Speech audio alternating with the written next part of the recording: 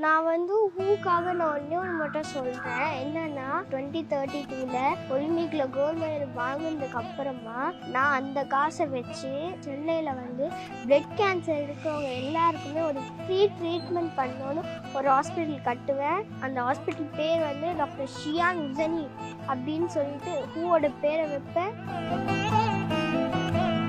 Who வந்து எனக்கு ஒரு குருவாக மட்டும் இல்லை, ஒரு அப்பா அம்மாவாக தான் எங்களை எல்லாருமே பார்ப்பார். அவளுடைய மொத்த உருவமே அவர் தான் அப்படின்ற மாதிரி அவள் குழந்தையிலேருந்தே அவள் பார்த்துட்டு இருக்கான். நிறைய குழந்தைங்கள் வந்து அவரை பார்க்க விரும்பினப்போ கூட அவர் பார்க்க விரும்பின ஒரு குழந்தை சஞ்சனா. ஹூவை நான் ஃபஸ்ட்டு பார்க்கும்போது அவர் என் கண்ணை பார்த்து சொன்னது ஒரே ஒரு விஷயம், இவ கண்ணில் ஒரு வெறி தெரியுது, இவ நிச்சயமாக நம்ம நாட்டுக்காக இவ ஒலிம்பிக்கில் கோல்டு மெடல் வாங்குவா அப்படின்னு என்கிட்ட சொன்னார். இப்போ பாப்பா இன்னைக்கு பேசுகிற இந்த பேச்சாற்றலாக இருந்தால் கூட அவர் சாப்பிட்டுட்டு சிதறின சில விஷயங்கள் அதை அந்த பருத்தை எடுத்து சாப்பிட்டு தான் இன்னைக்கு பாப்பா இந்த அளவுக்கு பேச ஆரம்பிச்சிருக்காங்க. முழுக்க முழுக்க வில்வித்தைக்காகவே தான் தன் உடம்பை பார்த்துக்காக முழுக்க இதிலேயே பயணம் பண்ணி அவர் இன்னைக்கு இந்த நிலைமைக்கு வந்திருக்காரு. சிசியு போகிறதுக்கு முன்னால் நடந்தே தான் போனார். அப்போ எங்ககிட்ட பேசினார். அவர் வந்து பசங்கிட்ட சொன்ன அதே வார்த்தை தான், நான் நிச்சயம் வருவேன், நான் எங்கேயும் போகல. ஆனால் எனக்கு நம்பிக்கை இருந்தது ஹூ திரும்பி நாங்கள் அந்த ஒலிம்பிக்கில் கோல்டு மெடல் வாங்குற வரைக்கும் எங்கள் கூடயே வருவாங்க அப்படின்னு எனக்கு நம்பிக்கை இருந்துச்சு. இவர் இருந்திருந்தாருன்னா நிச்சயமாக 2028 பாப்பா ஒலிம்பிக் அடிச்சிருப்பாங்க. அவருடைய திறனே அதுதான். இப்போ மேட்ச் கூட லாஸ்ட் வந்து ஸ்டேட் மீட்ல வந்து பார்த்தீங்கன்னா இந்த வருஷம் இதுக்கு 3 வருஷம் நடந்ததில்ல அண்டர் 13 ஆட விட்டார். அண்டர் 9 தான் இருந்தாலும் அண்டர் 13 ஆடி அதில் கோல்டு மெடல் அடிக்க வச்சார்.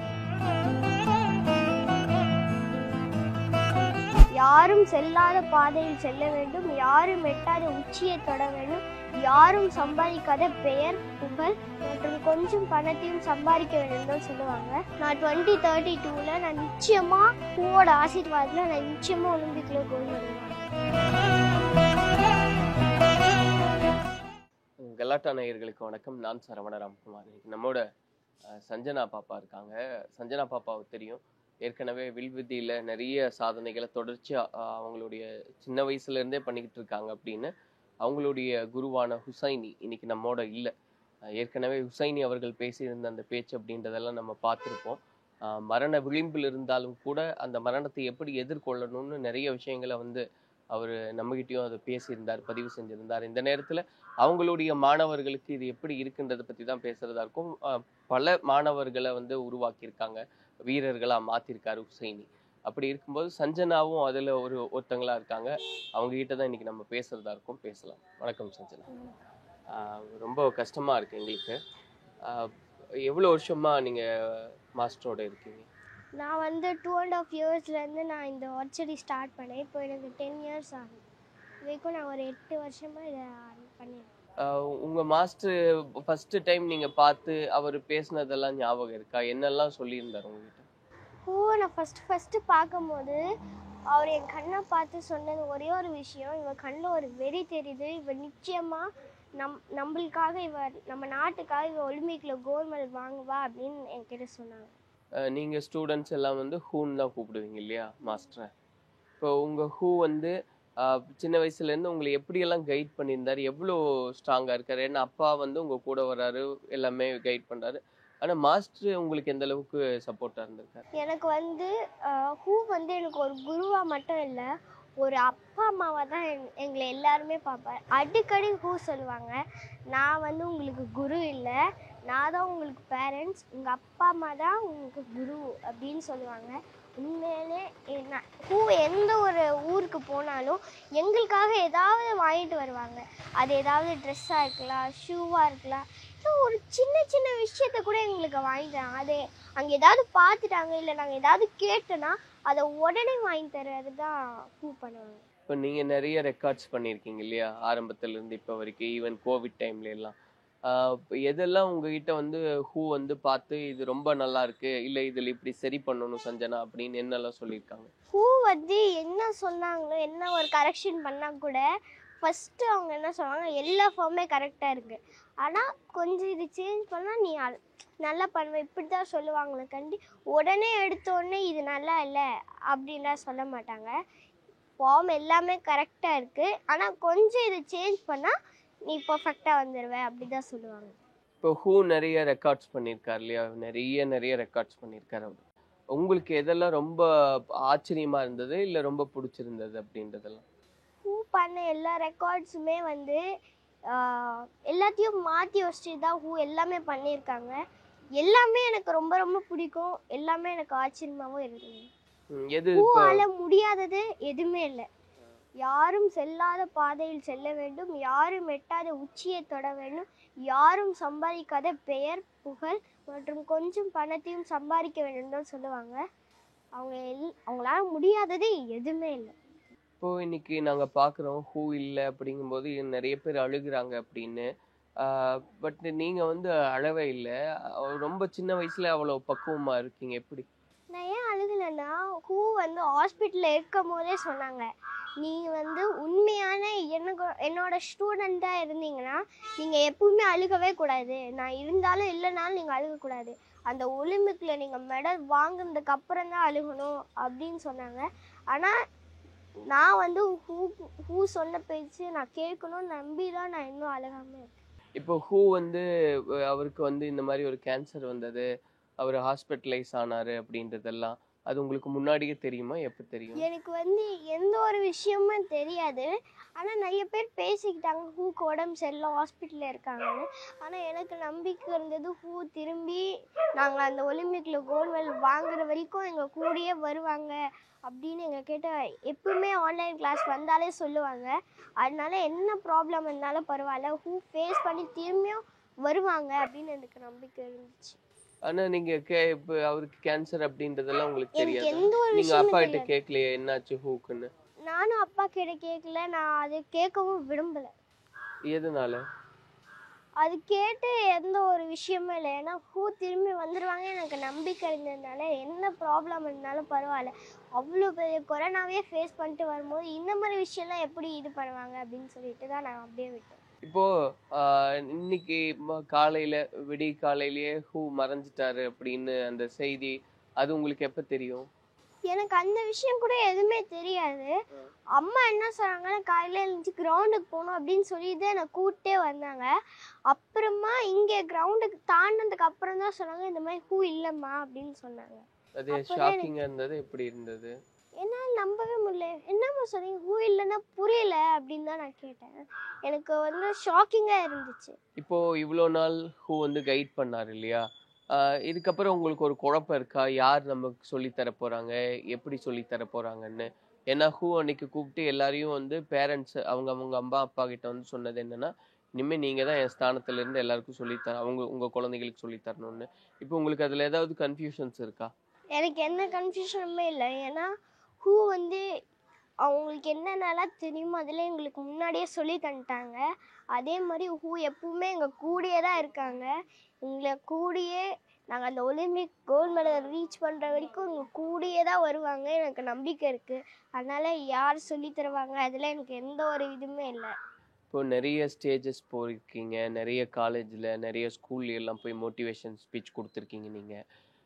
ஒவ்வொரு முறையும் இது முடிச்சுட்டு வரும்போது ஹூ என்னெல்லாம் சொல்லுவார், அவர்கிட்ட சொல்லுவீங்களா ஹூ நான் இங்கே போனேன் அப்படின்னு? நாங்கள் எங்கே போனாலும் அதை வந்து ஹூ கிட்ட சொல்லிட்டு தான் நாங்கள் போவோம். முன்னாடியே ஹூ சொல்லுவாங்க. வேணாம் அப்படின்னு சொல்லிட்டாங்கன்னா நாங்கள் போகவே மாட்டோம். இப்போ மோட்டிவேஷன் ஸ்பீச்சுக்கெல்லாம் போகிறீங்க இல்லையா? அப்போ ஹூ என்ன சொல்லி அனுப்புவார்? ஹூ வந்து மோட்டிவேஷன் ஸ்பீச்லாம் போகும்போது ஹூ ஒரு சிலவங்க நம்ம ஹூக்கே டைரெக்டாக சொல்லிடுவாங்க. ரிக்வெஸ்ட் பண்ணி கேட்டோடனே ஹூ வந்து போயிட்டு வாங்க அப்படின்னு சொல்லுவாங்க. இப்போ நிறைய டைம்ல மோட்டிவேஷன் ஸ்டோரி நீங்க சொல்லியிருக்கீங்க. இப்போ ஏதாவது சொல்ல முடியுமா? ஏன்னா நீங்க கான்ஃபிடென்ட்டா இருக்கீங்க. ஆனா எனக்கு நிஜமா சங்கடமா இருக்கு ஹூ இல்லைன்றது. ஒரு ஒரு மோட்டிவேஷன் ஸ்டோரி சொல்ல முடியுமா? நான் வந்து ஹூக்காக நான் ஒன்றே ஒன்று மட்டும் சொல்கிறேன். என்னென்னா நான் அந்த ஒலிம்பிக்கில் கோல்டு மெடல் வாங்கினதுக்கப்புறம் 2032 ஒலிம்பிக்கில் கோல்டு மெடல் வாங்கினதுக்கப்புறமா நான் அந்த காசை வச்சு நான் வந்து சென்னையில் வந்து பிளட் கேன்சர் இருக்கிறவங்க எல்லாருக்குமே ஒரு ஃப்ரீ ட்ரீட்மெண்ட் பண்ணணுன்னு ஒரு ஹாஸ்பிட்டல் கட்டுவேன். அந்த ஹாஸ்பிட்டல் பேர் வந்து டாக்டர் ஷியான் உசனி அப்படின்னு சொல்லிட்டு ஹூவோட பேரை வைப்பேன். நிச்சயமாக நான் நடத்துவேன்னு ஹூ மேலே சத்தியம். அது எப்போ இருந்த உங்களுக்கு இந்த எண்ணம்? எனக்கு வந்து இப்போத்துலேருந்து தான் எனக்கு தோணுது.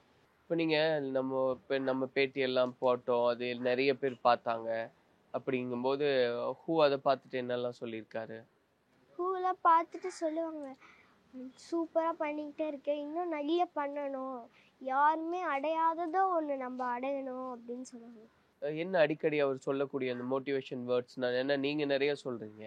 ஹூ என்னெல்லாம் சொல்லுவார்? ஹூ வந்து 2 விஷயம் அடிக்கடிக்கு சொல்லுவாங்க.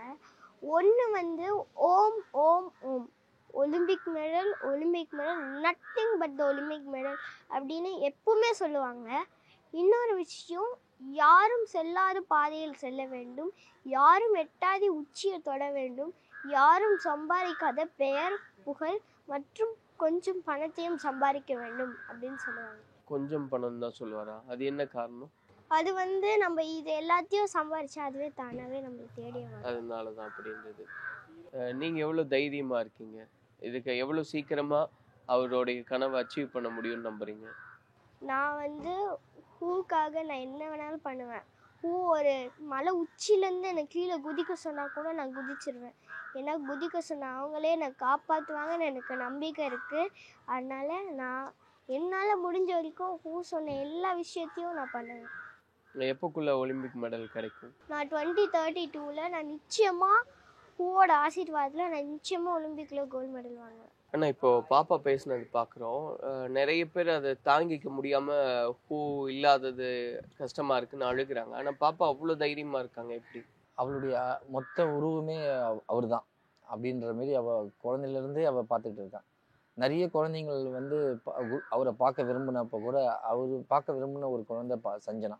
ஹாஸ்பிட்டலுக்கு போனோன்னு சஞ்சனா மட்டும்தான் அலோவ் பண்ணாங்க. சஞ்சனா எப்படி இருக்கீங்க அப்படின்னு ஆரம்பிக்கிறதுக்கு முன்னாடியே, எப்படி இருக்க சஞ்சனா, என்ன இன்னைக்கு அடித்த, எவ்வளோ ஸ்கோர் ஏறிச்சு, உனக்கு அடுத்தது என்ன வேணும், நீ எதை பற்றியும் கவலைப்படாத, நாங்கள் வந்து உனக்கு ஒரு குழு அமைச்சிருக்கேன், அதில் உனக்கு வந்து சப்போர்ட் பண்ணுவாங்க, அந்த டீமில் அவங்க உனக்கு கொண்டு போவாங்க, அதை பற்றி எதுவுமே கவலைப்படாத, நான் வந்துடுவேன் அப்படின்னு ஒரு முழுக்க முழுக்க ஒரு நம்பிக்கை. இப்போ கூட அவருக்கு என்னன்னா, அவர் இருக்கார், இங்கே தான் நிற்கிறாரு, என் பக்கத்தில் தான் இருக்காருன்ற ஒரு முழு நம்பிக்கையோட அவளுடைய நம்பிக்கையை நாங்கள் கெடுக்கிற வண்ணத்தில் எதுவுமே நடந்துக்கல. ஏன்னா அவன் நம்புறா, இன்னும் இவர் இங்கே தான் இருக்காரு, அது வெறும் உடல் தான். அவருடைய மனசு என் கூட என்னுடைய ஆட்சியர் சக தமிழ்நாட்டில் இருக்க வில்வித்தை, அவருக்கு முழுக்க முழுக்க வில்வித்தைக்காகவே தான் தன் உடம்பை பார்த்துக்காகாம முழுக்க முழுக்க இதிலேயே பயணம் பண்ணி அவர் இன்னைக்கு இந்த நிலைமைக்கு வந்திருக்கார். இப்போ கூட அவருக்கு கடைசியாக எங்களை 2 நாளைக்கு முன்னாடி வீடியோ காலில் வந்தார். 2 days முன்னாடி காலையில் ஒரு 8 மணிக்கு வந்தார். வரும்போது கூட நல்லா அருமையாக அவரே பேசினார். சிசியு போகிறதுக்கு முன்னால் நடந்தே தான் போனார். அப்போவும் எங்ககிட்ட பேசினார். அவர் வந்து பசங்கிட்ட சொன்ன அதே வார்த்தை தான், நான் நிச்சயம் வருவேன், நான் எங்கேயும் போகல, உங்கள் கூட தான் இருக்கேன், நான் நிச்சயமாக வருவேன், ஒலிம்பிக் மெடல் நம்ம எல்லாரும் சேர்ந்து அடிக்கிறோம், எந்த காரணத்துக்காகவும் உங்களுடைய போவை வந்து நீங்கள் கீழே வைக்கக்கூடாது, உங்களுடைய 3வது கை அது, அந்த கையை எப்பவுமே கீழே இறக்காதீங்க, நீங்கள் ஒலிம்பிக் மெடல் அடிங்க, என்னுடைய மாணவர்களாக இருந்தால் நீங்கள் நிச்சயம் அழக்கூடாது அப்படின்னு சொல்லி ஒவ்வொரு குழந்தைங்களுக்கும் சொன்னார். அது எப்பவுமே வந்து அவர் சொல்கிற ஒவ்வொரு விஷயமும் வந்து அவளுக்கு அது மனசில் ஆழமாக படிக்கக்கூடிய நிலைமை அப்பத்துலேருந்து 2 வயதுலேருந்து துவக்கத்துலேருந்து பாப்பாவுக்கு அந்த ஆழமான அந்த அவர் சொல்லக்கூடிய ஒவ்வொரு கருத்துக்களையும் உள்வாங்கக்கூடியவ. அதாவது இப்போ பாப்பா இன்னைக்கு பேசுகிற இந்த பேச்சாற்றலாக இருந்தால் கூட அவர் சாப்பிட்டு செதறின சில விஷயங்கள் அந்த பருக்கை எடுத்து சாப்பிட்டு தான் இன்னைக்கு பாப்பா இந்த அளவுக்கு பேச ஆரம்பிச்சிருக்காங்க.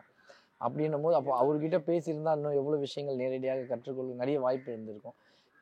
அவர் இப்போ என் பாப்பாவுடைய எய்ம் என்ன சொல்கிறாங்கன்னா 2032 ஒலிம்பிக் அடிப்பேன் அப்படின்னு சொல்லியிருந்தாங்க. பேரண்ட்டாக அவர் எங்களுக்கும் குரு தான். ஆனால் அந்த பாப்பாவுக்கு நாங்கள் ஒரு பேரண்ட்டாக என்ன நினைச்சோன்னா, அவர் இருந்திருந்தாருன்னா நிச்சயமாக 2028 பாப்பா ஒலிம்பிக் அடிச்சிருப்பாங்க.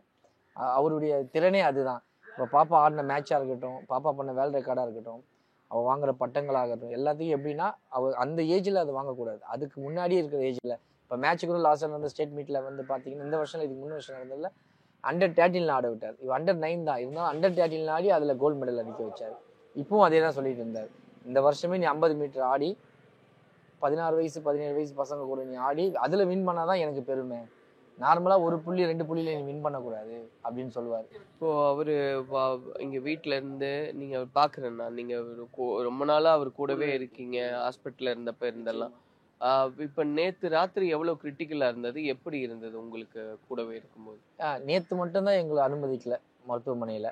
அதுக்கு முன்னால் வந்து சிசிக்கு போகும்போது என்கிட்ட பேசினார்.